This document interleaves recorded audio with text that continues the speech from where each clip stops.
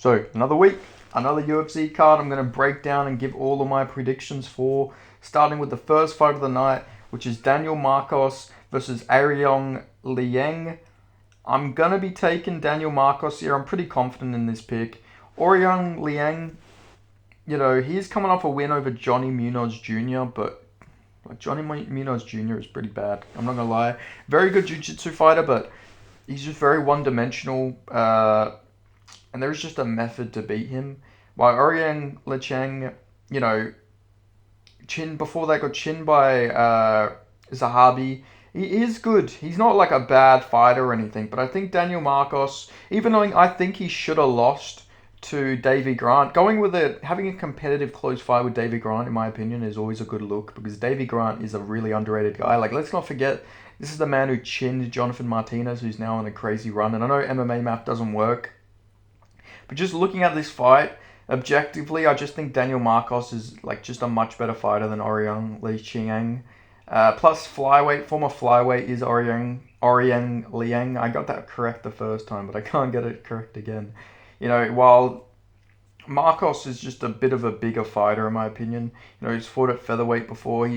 There's no way this man could make flyweight. He's just a bigger bantamweight. I'm gonna go with Daniel Marcos, and I'm gonna actually go by KO. I think he can actually KO Oriang here in this fight. And so, yeah, I'm going to go with Daniel Marcos by KO. Then moving on, we have Haider Emil versus Fernie Garcia. This is a short notice replacement. Haider Emil was originally meant to fight Melsik Bagzazarian. Then before that, he was meant to fight Nurin Nabakai. So, he's had quite a few different opponents pull out, I should say, and now he's got a new opponent pull in Fernie Garcia, and I think he's going to beat Fernie Garcia. Fernie Garcia is a bantamweight moving up on short notice. Maybe he's going to be more skilled here because he's a bantamweight, but let's just look. He's taken a lot of beatings in his last few fights. Lost to Journey Newson, lost to Brady Highstand, got dominated by Rinya Nakamura, but he's not really taking too much damage in these fights, but he's losing all of these fights, and Journey Newson's not really like the greatest guy, and I know that Haider Emil, I don't think he's going to go on to be like a championship level fighter or a ranked fighter or anything like that. But he's a fun fighter, he's aggressive, and I think because he's going to be so much bigger here, I can just see him sort of, just bullying Fernie Garcia a bit here and actually getting him out of there via KO/TKO. I just think the size difference is going to be crazy here because Haider Emil's not like a small featherweight by any means, and Fernie Garcia is like, he's not like a big bantamweight, so I think Haider Emil's going to get this one done. Then we have Zach Pyonga versus Bogdan Gaskov. Gaskov is, of course, Anthony Smith without the tattoos. This guy, it's crazy how much he looks like Anthony Smith. This is a really interesting fight to actually predict. It's actually a hard one in my opinion. Like, obviously, Gaskov lost his last fight, but he was fighting fucking Volkan Oezdemir, who's, he's not a bad fighter by any means, and he is, better than anybody Zach Poyanga's fought in his career. So it is interesting on when you think about it in that way. But I am going to take, I'm going to go with Bogdan Gaskov. I don't rate Zach Poyanga too highly. I know, he beat Jordan Wright, but like he got KO'd by Muhammad Usman. Muhammad Usman doesn't really go out there and KO anybody. And then also lost to Bukakis. I thought Bukakis probably should have won that, should have lost that. But Zach Poyanga, he's going to go out there and try and clinch, while Bogdan Gusakov, he's going out there to finish the fight. And I feel like just in light heavyweight, being a decision fighter is a lot harder. I think Bogdan Gusakov's going to go out there. I think he's going to KO Zach Poyanga in this fight. So I'm going to go with Bogdan Gusakov. Then we have Jeremiah Wells versus Max Griffin. Really interesting fight here. Both veterans, both really older fighters. Max Griffin 38. Jeremiah Wells is actually 37 years old. A lot of people think he's a lot younger than he is. But I am going to take Jeremiah Wells in this fight. Max Griffin's good, but he's an older fighter. He's taken some damage. I think Jeremiah Wells can, we've seen him. He's an physically imposing fighter. I think he can just slam Max Griffin on his head multiple times over and over again. I feel like that is his path to victory here. Now, Jeremiah Wells doesn't have the best chin in my opinion. His chin's not the greatest, But I don't think Max Griffin's going to be able to get the opportunity to KO him. I think he's just going to keep getting slammed on his back. And I think Jeremiah Wells is going to win this. And, the thing is, he did lose to Carlson Harris, but he was so close to winning that fight and then gets subbed last minute. Maybe he gasses if this fight goes all 3 rounds, and maybe Max Griffin gets like a comeback KO.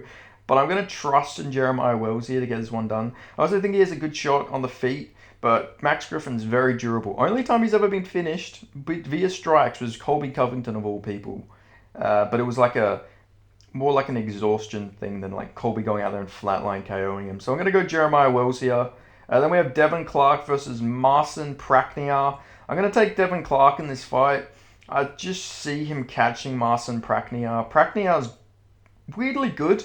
Like, it's weird. He's good, but he also got KO'd by Sam Alvey, so it's weird. How the fuck do I rate this guy? Like, he did beat Khalil Roundtree, and I don't think it was a robbery or anything like that. I thought he generally did beat Khalil Roundtree. But then outside of that, he's beat Ike Villanueva, who sucks.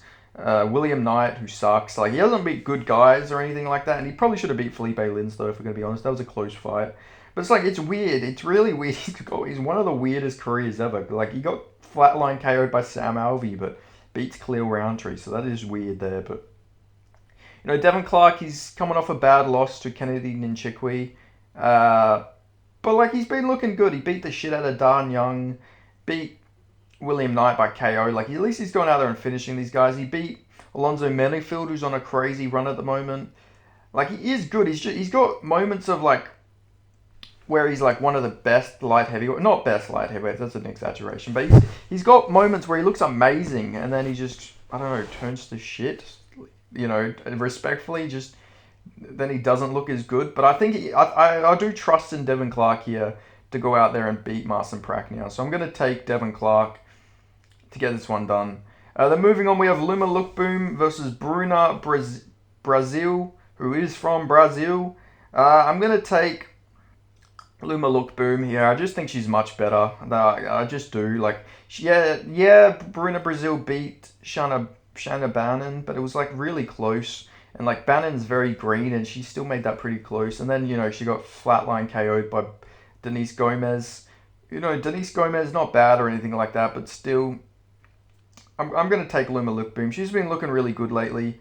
I think, was the last time she fought?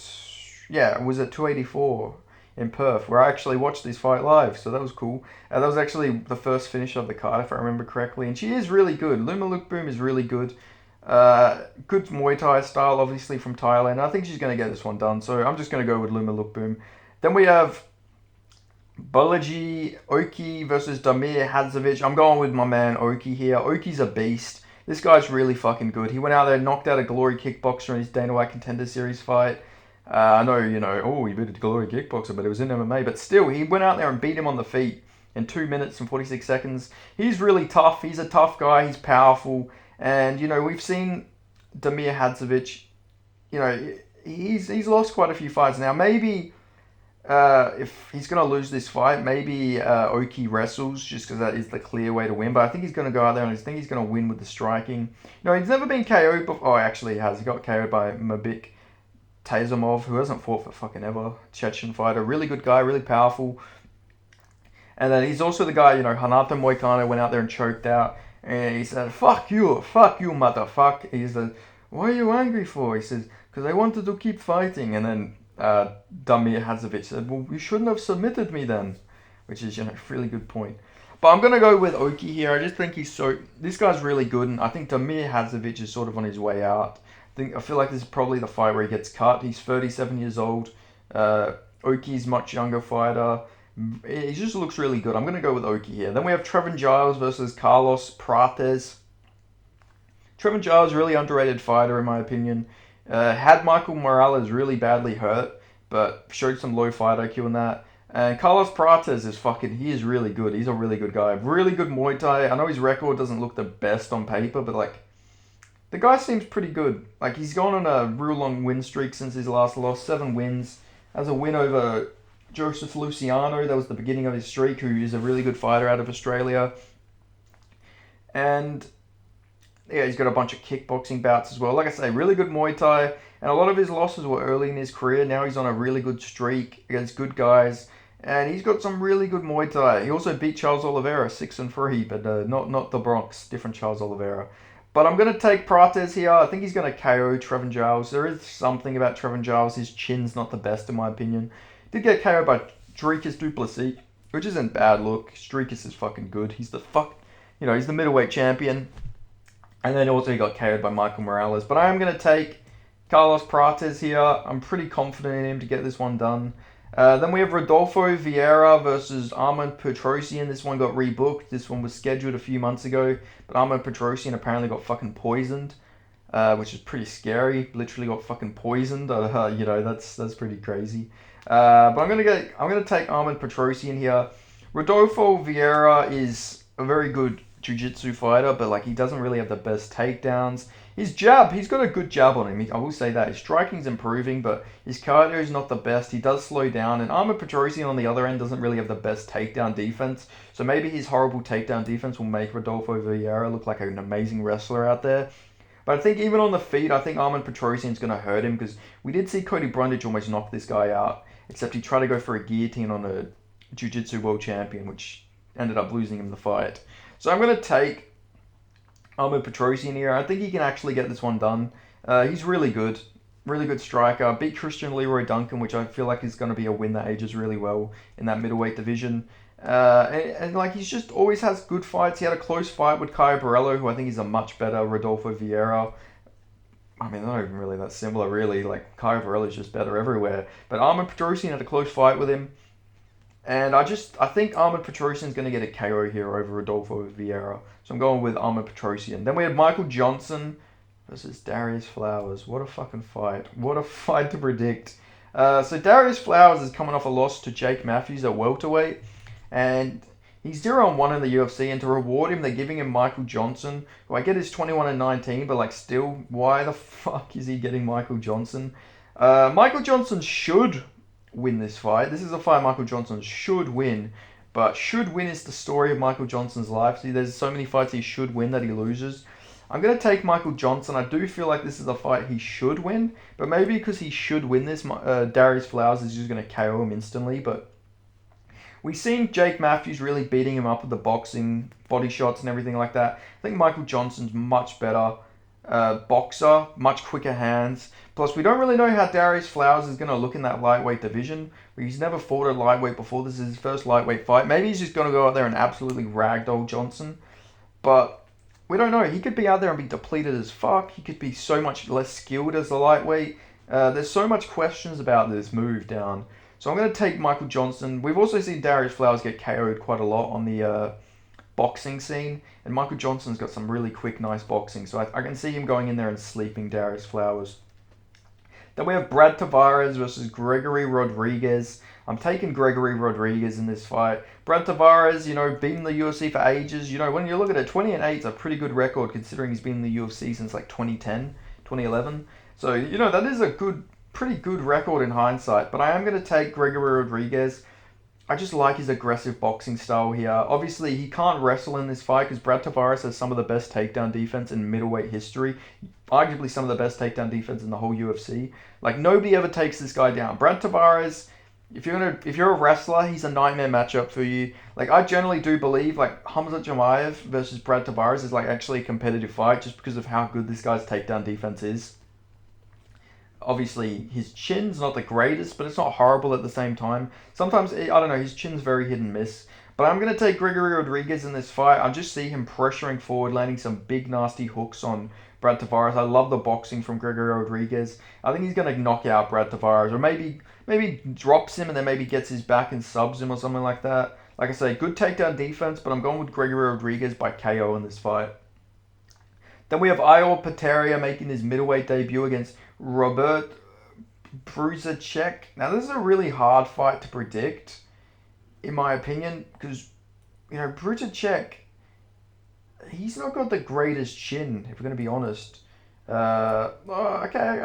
I guess I can't say that. He's only been KO'd once, but, I don't know much about this guy. Like, yeah, he's getting knockouts, but, not against, the greatest guys. And, I don't even know why this guy got signed to the UFC. He was meant to fight Jacob Malkoun, and now he got signed straight to the UFC. He's got a lot of knockouts, But I feel like Ihor Bateria, he does always look very undersized at light heavyweight. And he did look good against Bellato in his last fight. He arguably won that fight, but ended up losing with a comeback KO. I don't think he's bad. I don't think he's that bad. I just think he's not a light heavyweight. If you look at his record, he does have middleweight fights before. I feel like this might be a stupid choice to make. He did get KO'd recently, though. He got KO'd like 2 months ago, though. Like, I'm going to take Robert Brycek just because Ihor Bateria is coming back really soon after taking a bunch of damage and then got KO'd by Carlos Olberg, got KO'd by Nikolai. I think I can trust in Robert Brycek here to get the KO. I'm not super confident in this pick, but I'm going to take the Polish fighter to get this one done by KO. Especially with Ihor making his middleweight debut so quickly, such short notice. Who knows what the weight cut's going to be like for him. Just so many questions here. So I'm going to take Robert Brycek here. Get the knockout over Ihor Bateria. He does have some crazy KO power, so yeah, I'm going to trust in Robert here, but I'm not super confident in this pick. Then we have Dan Ige versus Andre Fili. I keep almost saying Fialho, but yeah, it's Fili. I'm going with I'm gonna go with Dan Ige to get this one done. I think he can KO Andre Fili. Fili's good and he is a very good striker, but his chin's always been very worrying. He's taken a lot of damage as well at this point in his career. I just see Dan Ige eventually catching him. Obviously, Fili's got very good takedown defense, so I think we're going to see a striking fight here. Maybe Ige can mix in some grappling or something like that. But I think Dan Ige is just going to clip Andre Fili at some point. Dan Ige's best fights are against like chinny opponents, guys who don't have the greatest chins. We always see him hurt them. And I think this is going to be another one of those fights here against Andre Fili where he's going to get him hurt. He's going to look good. And he arguably beat Bryce Mitchell on damage as well. That's something we've also got to talk about. He looked good against Bryce Mitchell. Arguably won that fight. Damon Jackson, beat Nate Landwehr, and then almost beat Bryce Mitchell. Could have arguably won that on damage. So I'm going to take him against Andre Fili. Fili's also coming off a win though against Lucas Almeida. This is a really quick turnaround as well, which is good for him. Chin by Joe Anderson Brito. KO'd by Yair Rodriguez. So he's not getting KO'd by nobodies. He's been KO'd twice, but we did see him get dropped quite a lot against Nathaniel Wood. Really hurt. So I feel like his chin might be going a bit. And I feel like Dan Ige, granite chin. This is a granite chin versus a bit of a sus chin. And I'm going to take the granite chin of Dan Ige to survive anything Andre Fili can throw at him. And I think he's going to get this one done by KO, maybe TKO. But yeah, I'm going to go with Dan Ige. I'm going to go second because Andre Fili is very tough. So I'm going to go second round TKO for Dan Ige. Then we have the main event. Jack Hermanson, the Joker, he's returning. He hasn't fought since he lost to Roman Dolidze, which in hindsight, it's not really a good loss to have. He was beating him up. He just made a really bad mistake in that fight. But I'm going to just get it straight out of the way. I'm going with Joe Pyfer in this fight. I just think he's a stylistically bad matchup for Jack Hermanson. Now, Jack Hermanson can have some success with the low kicks, because we did see against Abdul Razak Al Hassan that Joe Pyfer did suffer a little bit with a lot of those leg kicks. He didn't check any of them, but I don't think Jack Hermanson kicks as hard, and I just think, in Jack Hermanson's career, he always does worse against power punches, and, Joe Pyfer apparently hits harder than the Francis Ngannou, so, that's a pretty fucking devastating combination here for Jack Hermanson. But I do think he's going to get this one done. I think Joe Pyfer, good grappler. I don't think he's going to go in there and get taken down by Jack Hermanson. I think he can keep this fight standing. And I think he can knock him out. I think he could even wrestle Jack Hermanson if he really wanted to. But the best way to win this is to actually beat him on the feet. I think he can box his head off, knock him out. Jack Hermanson, like I say, knocked out by Jared Cannonier. Got TKO'd by Roman Dolidze, but that was just a really unorthodox thing. Got KO'd by Thiago Santos. It's just the power punches that always seem to give him trouble.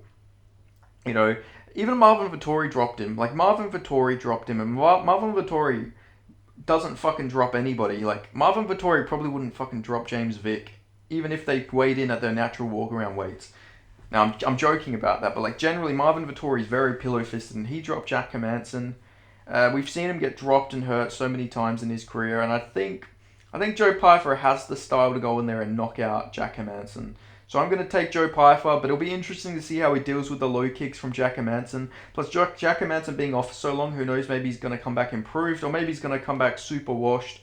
How even old is he? He's 35 years old, so not too old for a middleweight, but I think Joe Pyfer, much younger, much fresher fighter, on loads of momentum. I think he's going to go in there, I think he's going to beat up Jack Hermanson. So I'm going with Joe Pyfer via KO to get this one done. But yeah, they're all my predictions for this card. So let me know your predictions in the comment section below.